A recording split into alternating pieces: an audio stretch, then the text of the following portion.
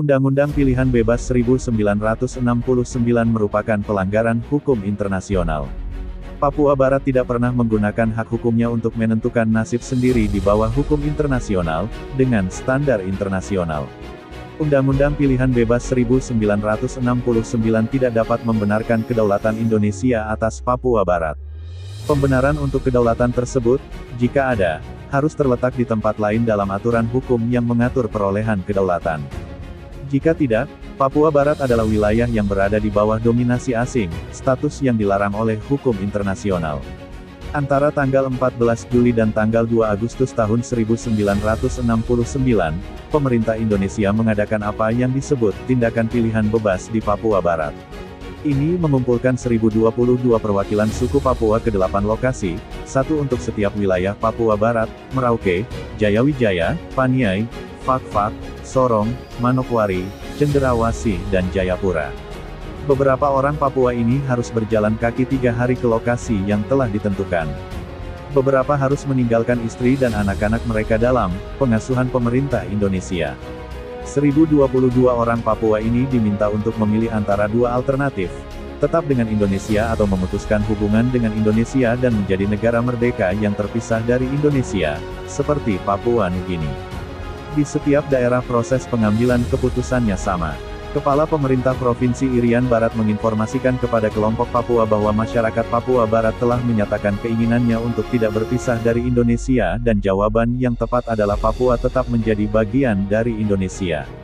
Menteri Dalam Negeri RI memberitahu mereka bahwa, tindakan pilihan bebas ini pada akhirnya akan menjaga persatuan bangsa Indonesia dan tidak ada alternatif selain, tetap berada di dalam Negara Kesatuan Republik Indonesia.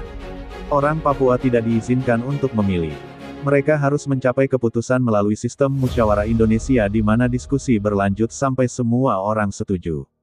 Semua ini berlangsung di bawah pengawasan Ketua DPRD Provinsi Irian Barat, Kepala Dinas Penerangan Indonesia, serta seorang Brigadir Jenderal di Tentara Indonesia. Satu persatu setiap kelompok Papua menyatakan setuju untuk tetap bersama Indonesia. Sejak saat itu, Indonesia telah mewakili tindakan pilihan bebas ini sebagai pelaksanaan hak penentuan nasib sendiri West Papua. Ini adalah pembenarannya untuk integrasi Papua Barat ke dalam Republik Indonesia. Penentuan nasib sendiri dalam hukum internasional. Dari asalnya sebagai prinsip politik yang diperjuangkan oleh Lenin dan kemudian oleh Woodrow Wilson, penentuan nasib sendiri telah berkembang menjadi hak asasi manusia yang mendasar dan aturan hukum internasional. Dalam Declaration on the Granting of Independence to Colonial Countries and Peoples tahun 1960, Majelis Umum PBB menyatakan bahwa penundukan bangsa pada penaklukan, dominasi dan eksploitasi asing merupakan pengingkaran terhadap hak asasi manusia yang fundamental, bertentangan dengan piagam PBB. Perserikatan bangsa-bangsa dan merupakan penghalang bagi perdamaian dan kerja sama dunia. Sejak itu prinsip penentuan nasib sendiri telah mencapai status kuasi konstitusional dalam perserikatan bangsa-bangsa dan telah diperkuat oleh praktik negara di seluruh dunia. Akibatnya, jutaan orang telah memperoleh kebebasan mereka dari bekas kekuasaan kolonial. Penentuan nasib sendiri telah mengakar dalam hukum perjanjian dan dalam kovenan internasional tentang hak-hak ekonomi, sosial dan budaya. Tindakan pilihan bebas adalah pelanggaran berat terhadap hak hukum West Papua untuk menentukan nasib sendiri. Pada awal tahun 2008, Ketua Panitia Khusus PBB untuk Dekolonisasi yang juga merupakan perwakilan PBB untuk Indonesia, HE. Mer. M. Marty M. Natalegawa, sekarang Menteri Luar Negeri Indonesia, menyatakan bahwa, dekolonisasi tetap menjadi urusan PBB yang belum selesai.